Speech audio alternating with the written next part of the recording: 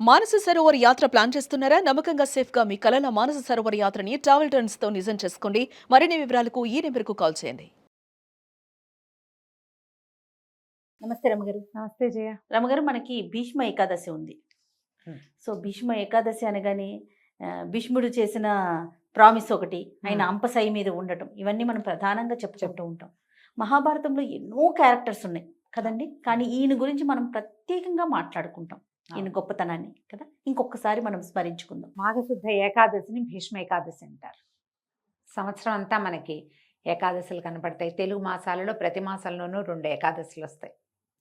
కొన్ని ప్రఖ్యాతమైనవి, ప్రత్యేకమైనవి ఉండగా కూడా ఈ మొత్తం 24 ఏకాదశులు మనకి ఉపవాస దినాలుగా చెప్పబడ్డాయి. ఏకాదశి విష్ణువు యొక్క ఆయన అంశాస్వరూపంగా చెప్పబడుతుంది. ఆయనలోంచి బయటకు వచ్చిన ఒక శక్తిగా. అందుకని వారి ప్రీత్యర్థం విష్ణు ప్రీతి కొరకు ఏకాదశి నాడు ఉపవాసం చేయాలని, బియ్యం వాడకూడదని, ధాన్యం తినకూడదు, మన విధానం అది. మొత్తం ఈ రోజంతా ఉపవసించి రాత్రికి నిద్రపోకుండా ఉండి మర్నాడు ద్వాదశి పారణ చేస్తే ఏకాదశి వ్రత ఫలితం లభిస్తుందని మనకి ప్రత్యేకంగా చెప్పబడుతుంది. ఈ 24 ఏకాదశులు ఇదే విధంగా చేయాలి. ప్రతి హిందువు పాటించవలసిన విధానంగా చెప్పబడింది. పూర్వకాలం ఇంచుమించుగా అందరూ ఈ జాతి నియమం లేకుండా అందరూ ఏకాదశి నియమాలు పాటించేవాళ్ళు.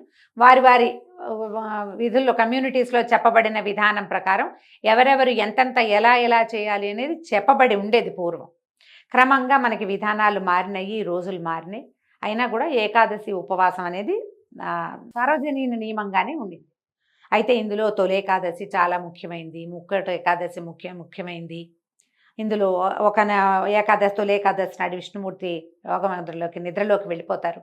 అక్కడి నుంచి ఇంకొక కార్తీక శుద్ధ ఏకాదశినేమో మనం ఉత్థాన ఏకాదశిగా వాళ్ళని నిద్రలేస్తారు. ఇవన్నీ చెప్పుకుంటూ ఉంటే అన్నీ విష్ణునామానికి సంబంధించినవి, విష్ణువు వల్ల మనకి లభించేవి, వాటి గురించే చెప్తే ప్రత్యేకంగా ఒక వ్యక్తి పేరుతోటి ముడిపడి ఉన్నది భీష్మ ఏకాదశి. అందుకని ఈ భీష్మ ఏకాదశిని కూడా ప్రత్యేకమైన ఏకాదశిగా మనం గుర్తిస్తాం, చెప్పుకుంటాం.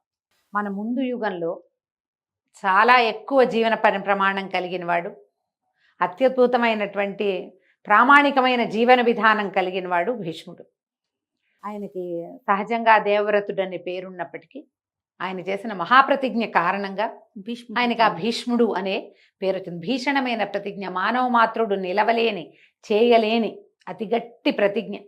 ఒక వివాహయోగ్యమైన యువకుడు, వివాహయోగ్యుడు, పట్టాభిషేకానికి సిద్ధంగా ఉన్నవాడు, తన తండ్రి కోరిక తీర్చడం కోసం నేను వివాహం చేసుకోను, పట్టాభిషేకం చేసుకోను అని భీషణమైన ప్రతిజ్ఞ చేసి తండ్రికి ఆయనకి కావలసిన వివాహం చేసి, ఆ తండ్రికి పుట్టిన కుమారులని పెంచి పెద్ద చేసి, వాళ్ళకి వివాహాలు చేసి, వాళ్ళ పిల్లల్ని వాళ్ళకు కూడా సంతానం కలగకపోతే సంతానం కలిగేందుకు దారిని అన్వేషించి, వాళ్ళకి సంతానం కలిగితే ఆ పిల్లలకు కూడా వివాహాలు చేసి, వాళ్ళకి కలిగిన కుమారులకు కూడా వివాహాలు చేసి, ఇన్ని తరాల వివాహాలని దగ్గర ఉండి నిర్వహించి, ఇన్ని తరాల పెంపుదలని దగ్గర ఉండి నిర్వహించి, తన కోసం ఒక్కదాన్ని కూడా ఉంచుకోకుండా చివరికి తనకి కావలసినట్టుగా ఇచ్ఛామరణాన్ని పొందినవాడు భీష్ముడు. ఈ కథంతా చెప్తే మహాభారతం మొత్తం చెప్తాం మనం. ఇలా చేయగలిగేవాడు ఇంకెవ్వరూ లేరు. అందుకనే భీష్మ పితామహుడు ప్రత్యేకమైన వాడు. అవునండి. ఆ ప్రత్యేకత వల్లే ఈ ఏకాదశికి ఆయన పేరు వచ్చింది. ఇచ్ఛామరణాన్ని పొంది ఉన్నాడు ఆయన. ఎప్పుడు కావాలంటే అప్పుడు మరణించవచ్చు. ఆయన చాలా పెద్దవాడైపోయినా మునిమనవలు రాజ్యాలకి వచ్చినా కూడా, మనవలు రాజ్యానికి వచ్చారు కౌరవులు పాండవులు, ఆయన తమ్ముడి మనవలు కదా, తమ్ముడి మనవలు సరే క్షేత్రజులు కానీ ఎలాగైనా కానీ వాళ్ళు రాజ్యానికి వచ్చి వాళ్ళందరూ పెద్దవాళ్ళై వాళ్ళ పిల్లలు కూడా పెళ్ళిళ్ళై వాళ్ళకు కూడా పిల్లలు పుట్టే సమయం వచ్చినా కూడా ఆయనకి ఏమి జీవితాన్ని త్యజించాలన్న ఉద్దేశం అది ఎప్పటికీ కలగల. ఆయన హాయిగానే ఉన్నాడు. ఎప్పుడైతే కురుక్షేత్ర సంగ్రామం జరిగిందో, కురుక్షేత్రంలో గాయపడి ఆయన దెబ్బతిని పడిపోయినాక అప్పుడు ఆయన తనకి ఉన్నటువంటి ఇచ్ఛామరణం అనే వరాన్ని ఆయన పొందారు. ఇది ఈయన యుద్ధం మొదలుపెట్టిన 10వ రోజున పడిపోయారు. కురుక్షేత్ర యుద్ధం. ఈ కురుక్షేత్ర యుద్ధం ఎప్పుడు మొదలైంది ఇవన్నీ మనకు తెలిసినవే. మార్గశిర శుద్ధ ఏకాదశి నాడు గీతా జయంతి జరుపుకున్నాం మొన్న మనం 2 నెలల క్రితం. మనం ఇప్పుడు మాఘశుద్ధ ఏకాదశిలో ఉన్నాం. మాఘానికి ముందు పుష్యమైంది, పుష్యానికి ముందు మార్గశీర్షం. మార్గశీర్ష శుద్ధ ఏకాదశి నాడు గీతాచార్యుడు భగవానుడైన కృష్ణ పరమాత్మ అర్జునుడికి గీతను బోధించారు. తెల్లవారాక ఆ రోజు నుంచి యుద్ధం మొదలైంది. అప్పటికి 10వ రోజున భీష్మ పితామహులు పడిపోయారు.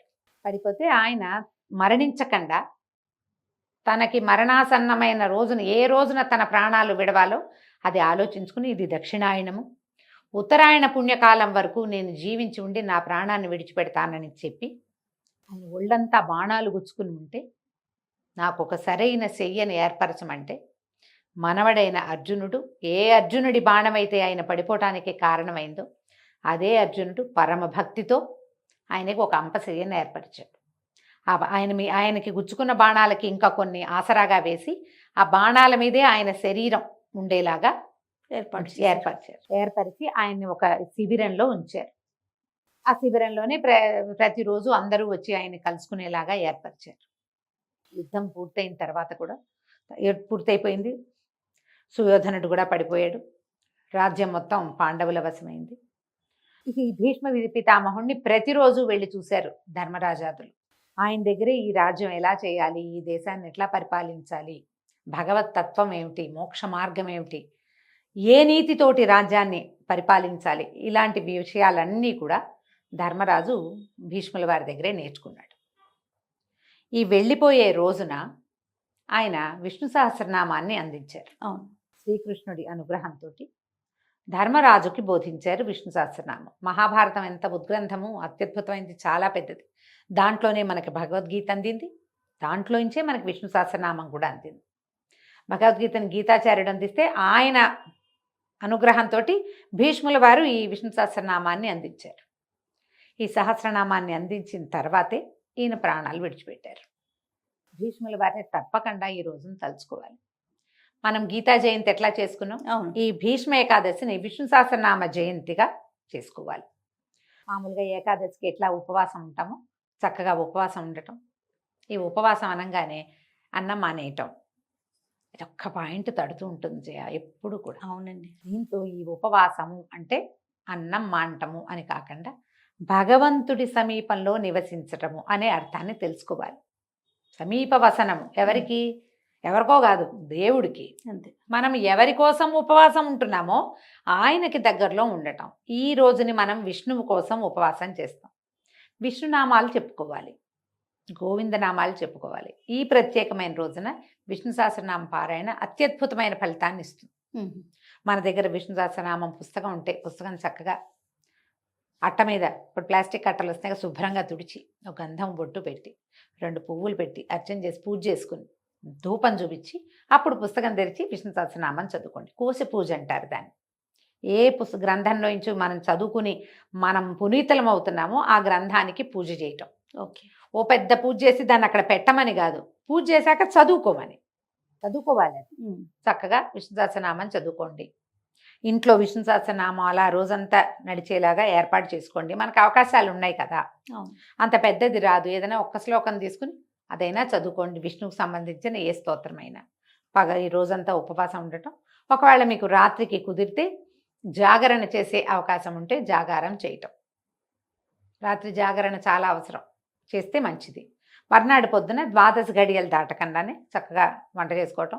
ఎవరైనా బ్రాహ్మణోత్తముడికి భోజనం పెట్టగలిగితే సాటి వాళ్ళకి ఎవరైనా, బ్రాహ్మణుడి కంటే బ్రాహ్మణులకనే కాదండి, మీ అవకాశాన్ని బట్టి సాటి వారికి ఎవరికైనా రండి, ఇవాళ మేము ద్వాదశపారాయణ చేస్తున్నామని ఫ్రెండ్స్ని స్నేహితులు కూడా పిలుచుకోవచ్చు. వాళ్ళకి భోజనం పెట్టి మీరు భోజనం చేయండి. ద్వాదశి నాడు పగలు నిద్రపోవద్దు. సహస్రనామ పారాయణ చాలా ముఖ్యం. మీకు కుదిరితే ఎవరైనా 2-3 పుస్తకాలు ఉంటే ఎవరికైనా చదువుకోవటానికి ఇవ్వండి, అది కూడా చాలా మంచిది. మీ అవకాశాన్ని బట్టి ఈ భీష్మ ఏకాదశి పర్వదినాన్ని సుసంపన్నం చేసుకోండి.